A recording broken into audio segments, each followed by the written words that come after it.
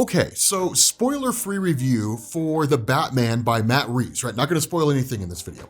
The only thing I will say is there is a post-credit scene, so make sure you guys stay for that. But the movie's really, really good. So I imagine the first thing people are gonna ask here is, how does this movie compare to like The Dark Knight by Christopher Nolan? Or even movies like the Marvel Cinematic Universe, or those movies that come out. The reality is that it feels different. You know what this movie feels a lot like? It feels a lot like the Joker movie. That's really what it feels more like than anything else.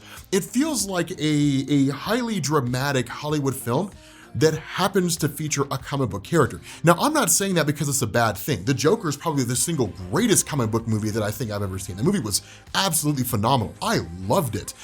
This movie was great. If this is really the form and function of the future of comic book movies, at least from Warner Brothers, then they got it, man. Because here's the thing. I've been saying for a long, long time, as much as the DC Cinematic Universe, or what passes for the DC Cinematic Universe, is in shambles and has been, right, for a long time. That includes Scott Snyder, for all you Snyder fans who believe he never does anything wrong. It's rough, right? It's bad. Like the DC Cinematic Universe, they don't know what it is. Like it's all over the place. This right here, this movie needs to be the future of the DC Cinematic Universe. It's what their movies need to feel like. Now, of course, a Superman movie needs to be more hopeful than a Batman movie, but like the Batman movie, feeling like the Joker movie goes hand in hand, and it's perfect, right? It's absolutely perfect the way that it's done.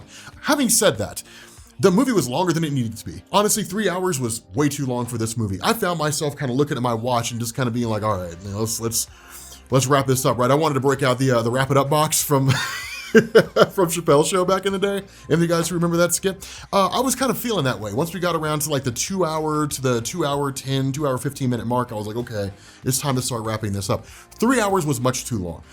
Honestly, 2 hours would have been great. But even during that 3 hours, by the time we got to the end of it, it was kind of like, but the whole detective element, I feel like, is really what made this film, what made this stand apart, right? Here's the thing, what made this movie stand apart from so many other Batman movies is it didn't feel like a comic book story arc. It basically was, right? And the ending of the movie certainly is setting up for one of the most popular comic book story arcs to ever come out of Batman in recent years. But nonetheless, right, it didn't feel like a comic book storyline.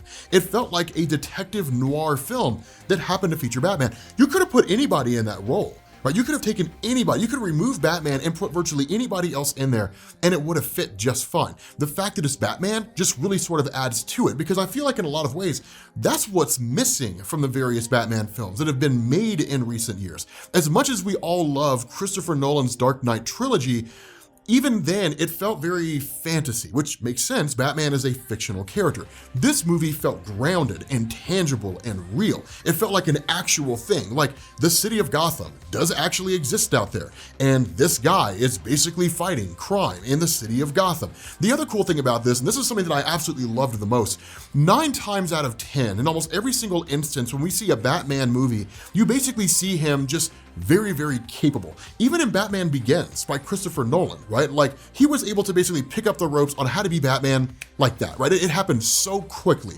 In this one, the movie is basically him just figuring out how to be Batman. And it's great because he's unpolished. He doesn't have like the best fighting style ever. He doesn't counter and parry every single attack perfectly. He gets hit multiple times. There's a few times where it's like, damn, is he gonna make it? I loved that, right? Because while the Batman that I expect to see Robert Pattinson become is like the polished Batman, right? The Batman who's just like, I know how to counter every single attack and I can fight 50 people all at once and not get touched one time. While we all expect him to become that version of Batman, he's not there yet. And it's cool to kind of follow this journey of a guy who is in effect becoming the Batman character and watch him fail and watch him screw up and watch him get things wrong, right? To basically get the wrong clue when he should have gotten the right clue and so on and so forth. It's cool, right? It's a great concept in terms of how they build the character. The other part of this, and you guys have seen it in the trailer, the Batmobile is lit. Oh my God, dude, that thing is amazing. It's just, God, it just screams, I'm gonna f you up. Like just the sound of the car, right? Just the sound of the car. Oh, and one more other thing about Batman, the times when he shows up. Not when he comes like swooping in from like the roof or anything, like the moments, right? When like somebody somewhere is robbing someone else and you expect him to like come out of the shadows. It's a slow thing, but it's like, damn. Like there was one point, and not a huge spoiler here, but there was one point where like some things were popping off and Batman just slowly shows up and I was like, man, somebody's about to get fucked up. It was really cool, right? It was a really cool thing.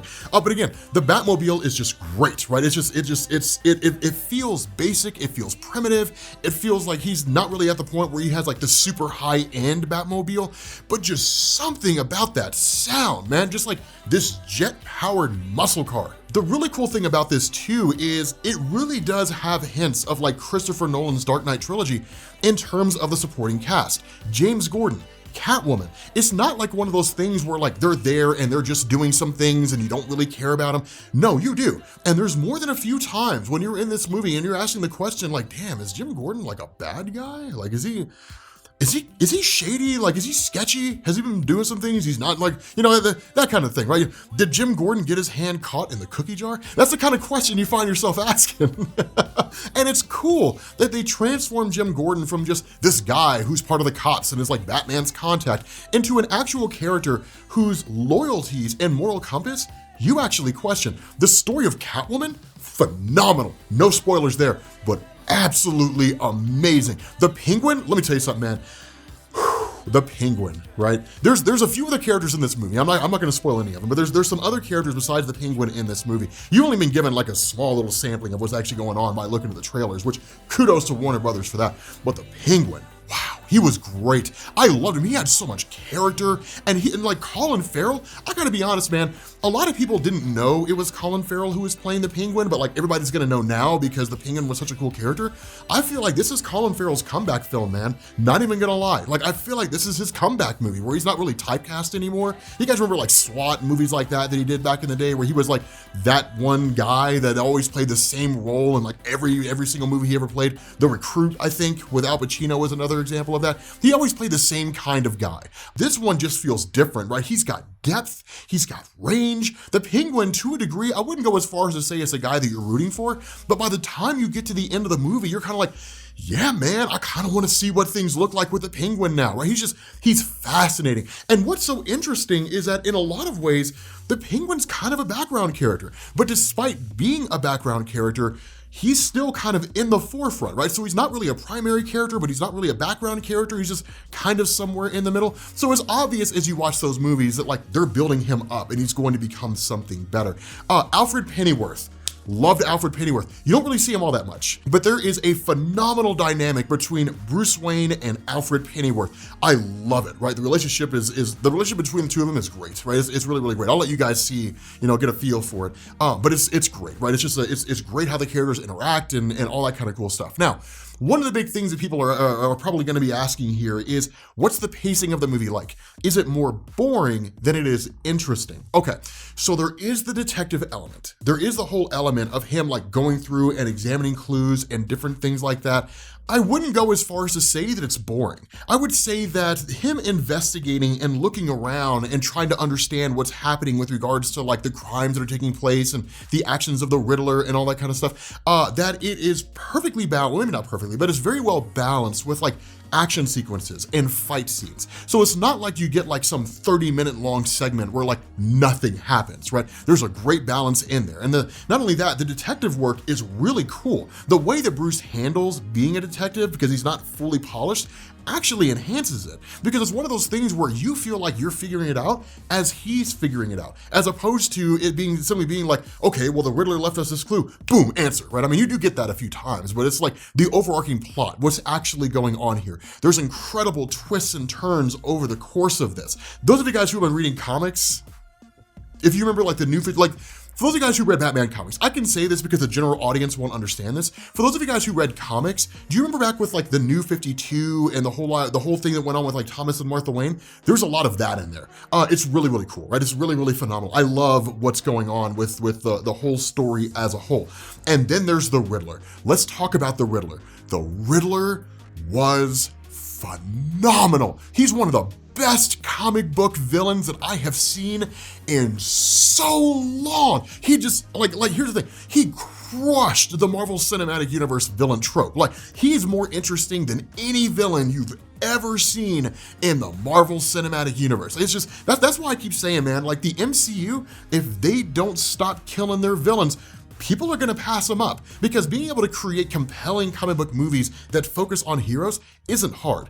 Being able to create compelling comic book movies that focus on heroes and have a compelling villain, that's the tough thing. And people are working on doing it. Sony's doing it, Warner Brothers is doing it, the Marvel Cinematic Universe is not. And so if they keep on this role of like killing off all the major villains because it's like, well, the story's focused on the heroes, they're gonna fall behind, man. And after watching this movie, I mean, that's an argument you could kind of make, you know, like, I mean, I guess maybe, and like the Joker was like the only real evidence you had to support that claim. Coming out of this movie, the Riddler's phenomenal. The Riddler's great. And here's the thing, he doesn't look like a goof, right? He's not walking around like Jim Carrey's Riddler, where he's got like the red flat top and he's got like the question marks on his pants, you know, riddle me this, you know, it's never gonna heal if you don't stop picking. You know, you don't get any of that stuff, right? Like, this guy is serious and he is dark and he is brutal, and just and here's the crazy thing, right? Here's what's this is something that I want to know from you guys, assuming that you watch this after the movie. I don't know how many people are going to watch this after they've seen the movie. I don't know why you'd watch a spoiler-free review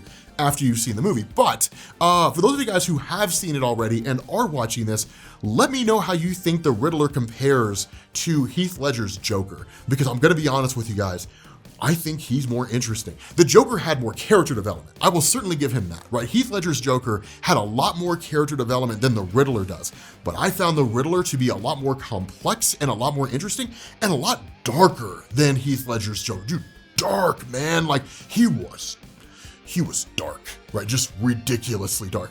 Yeah, it was the movie was phenomenal. Do I think it's the best comic book movie I've ever seen? No, but it's certainly in my top 5, right? It's definitely in my top 5. But like I said, if you guys saw the Joker, it feels so much like the Joker movie. The tone and the feeling, the kind of like tangible grittiness, it feels like the Joker movie. It is great. Now, having said all that, this is one thing that I will say to you guys about what they're potentially setting up, and we'll cover this in a separate video.